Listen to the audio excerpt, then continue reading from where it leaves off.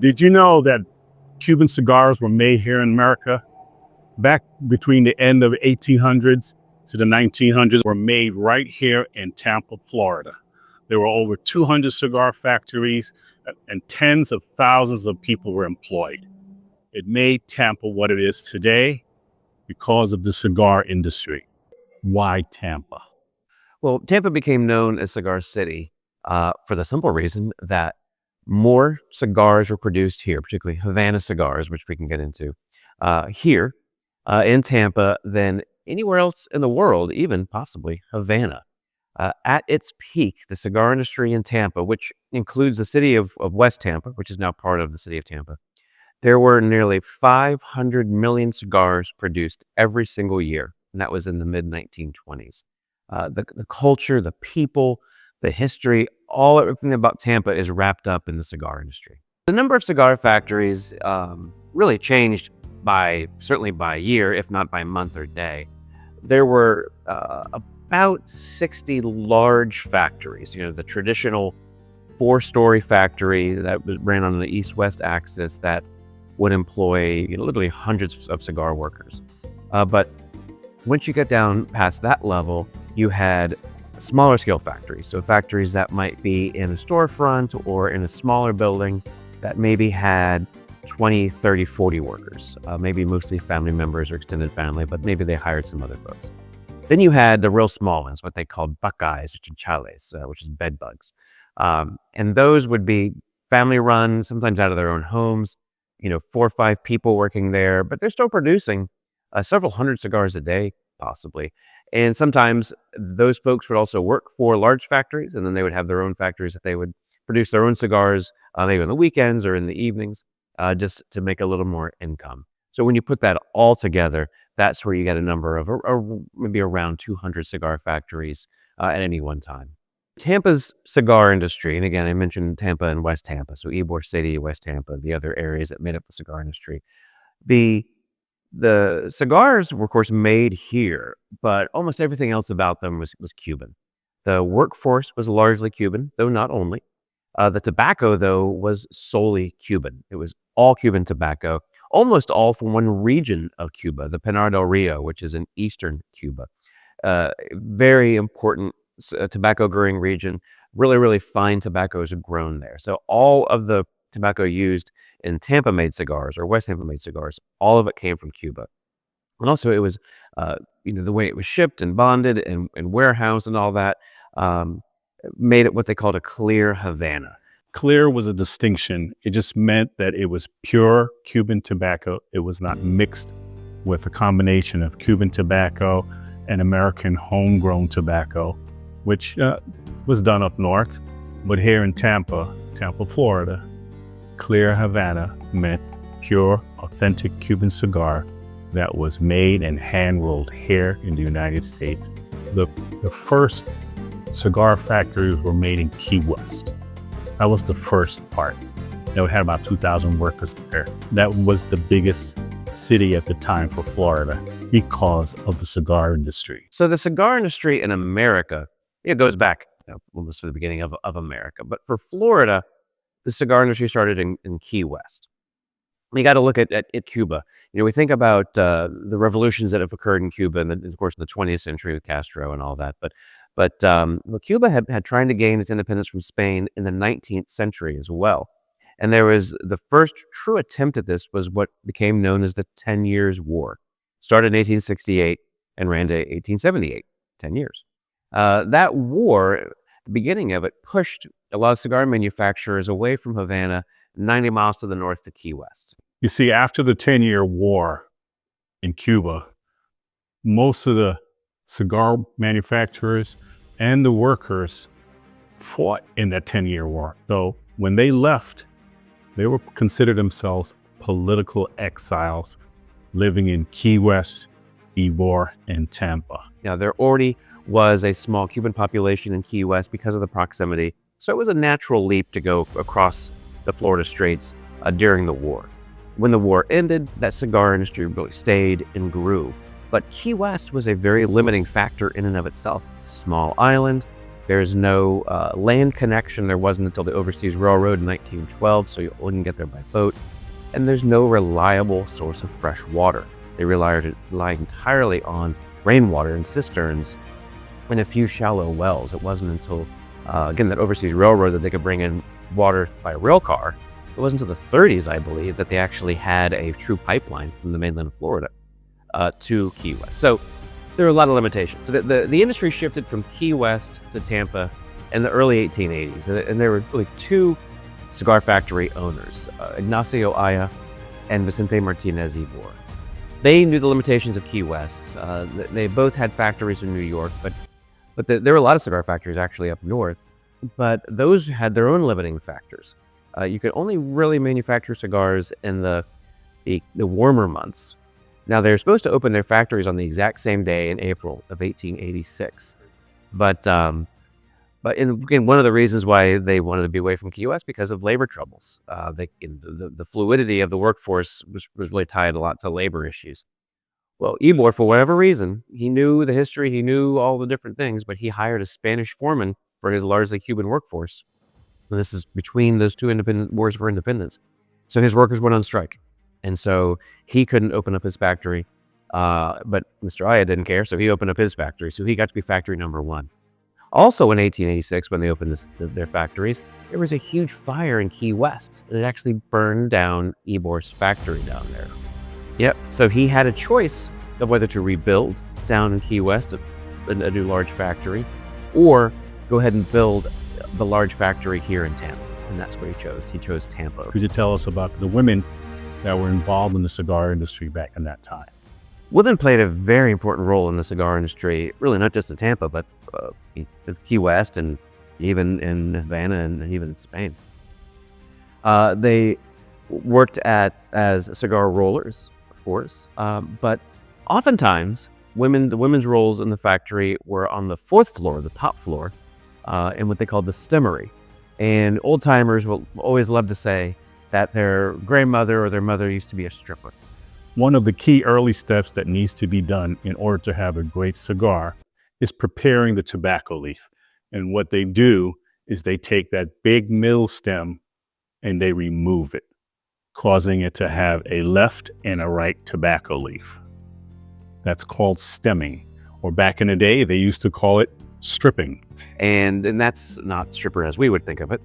Tampa has that reputation. With women in the factories, there was certainly early on, but really throughout the kind of hand-rolled history of Tampa cigars, there was also an integrated workforce, which was something that was certainly not seen elsewhere in the South, but really not even much places in the whole country, but particularly in the South in the late 1800s, going all the way up through the mid 1900s.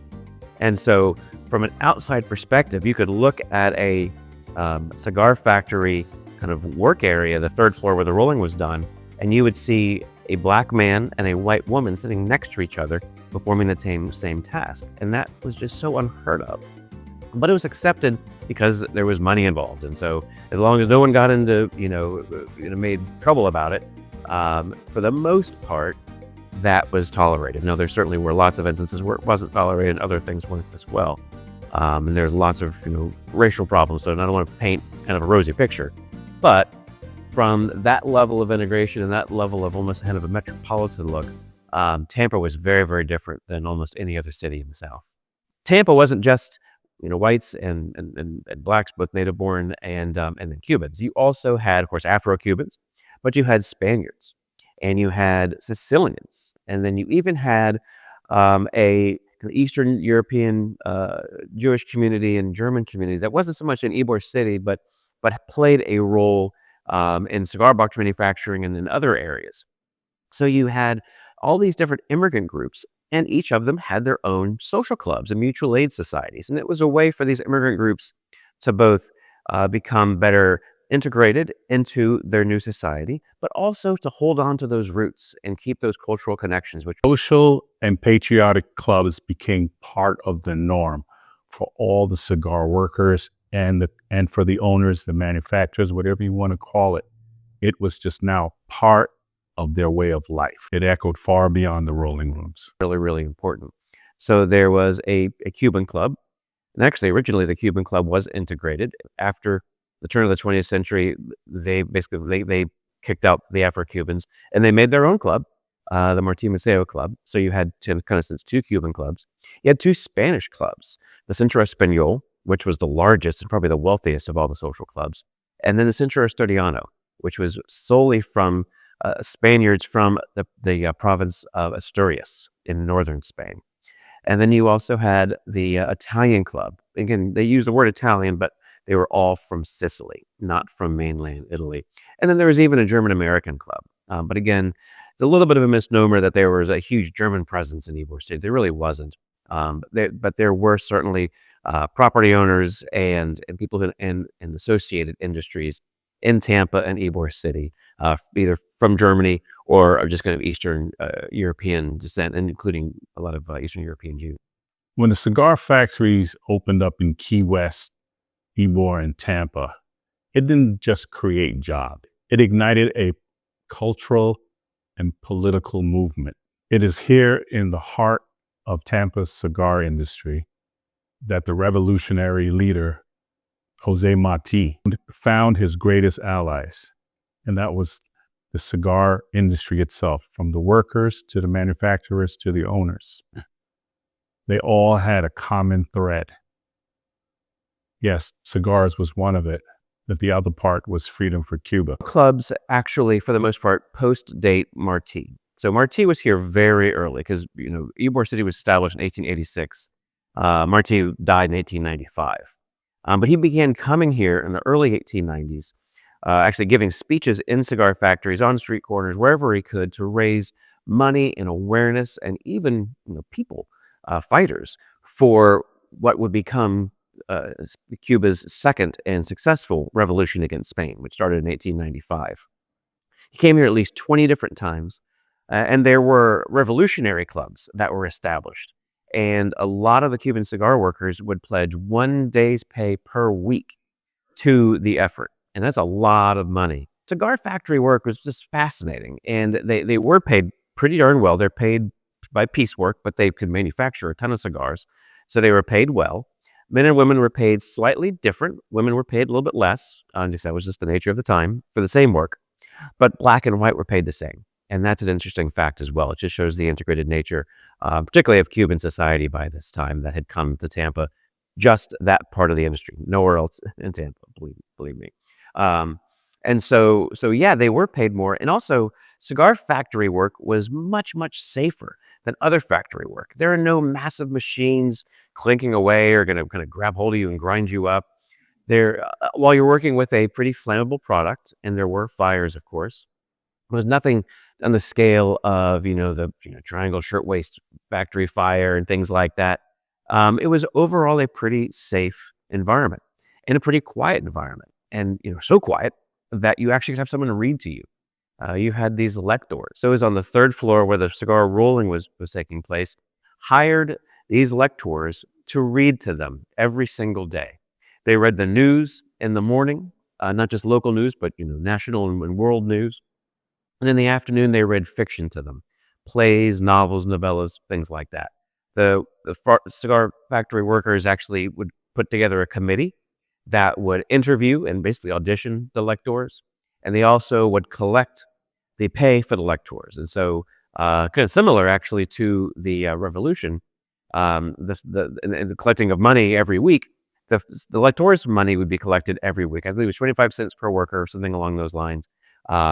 Would be collected to pay the lector. The lectors were pretty well paid. You kind of add up some of these cigar factories. You have a cigar factory floor of 100, 150 people. It's a lot of money at the time.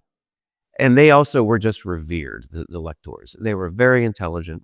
They knew a lot of what was going on. And they just were very, very well respected. But the works that they read were actually requested by the workers themselves. And they read some pretty radical stuff.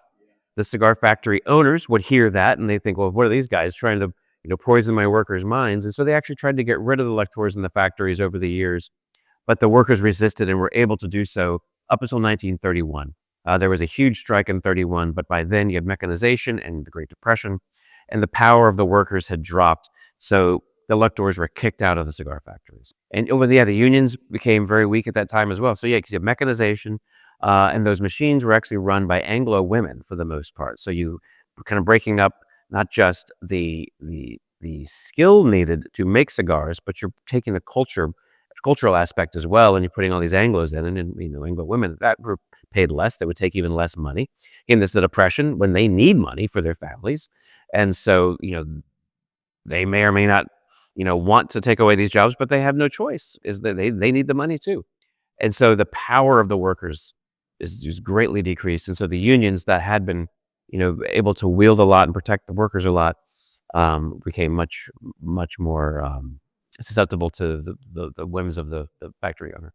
Not only was tobacco being produced in Tampa, but the cigar box and the cigar band was first done here in Tampa, in the United States, and was produced and used around the world. Another fun fact for Cigar City, Tampa, USA. Most of the boxes are made of red cedar, and a lot of that red cedar actually came from Cuba and was brought up here, manufactured in one of two different large box factories in the south end of Ybor City.